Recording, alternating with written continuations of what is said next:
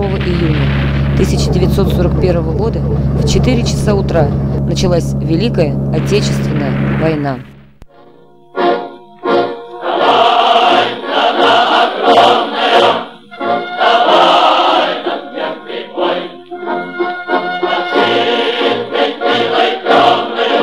Наш фильм об участнике Великой Отечественной войны, нашем земляке-харабалинце Храпове Григории Ивановиче.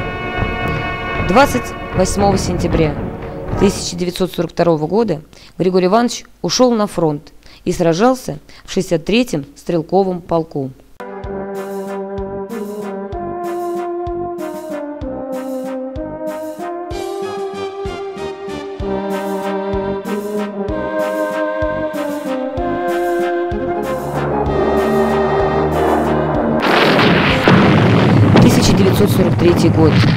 Год перелома Великой Отечественной войны.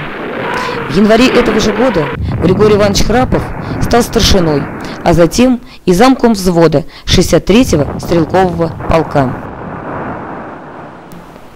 63-й стрелковый полк участвовал в освобождении многих городов нашей страны: Тулы, Брянска, Смоленска, форсировал Днепр, освобождал Киев. 13 января 1944 года под Киевом Григорий Иванович был ранен в правую половину грудной клетки с повреждением бронх. День Победы, порохов тропа,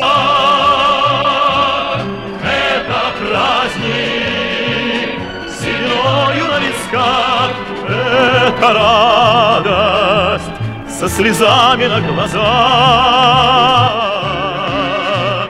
День Победы, День Победы, День Победы.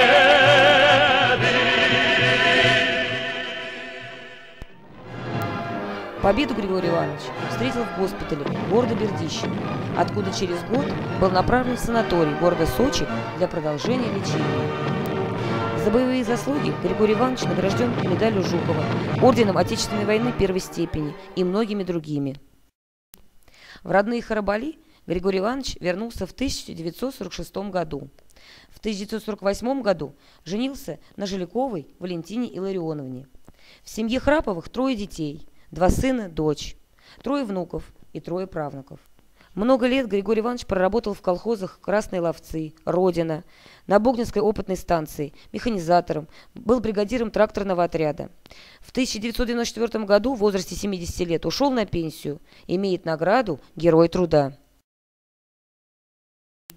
Как и прежде, Григорий Иванович с супругой Валентиной Илларионовной, а также с семьей внука Алексея, проживает по улице Пионерская, 25.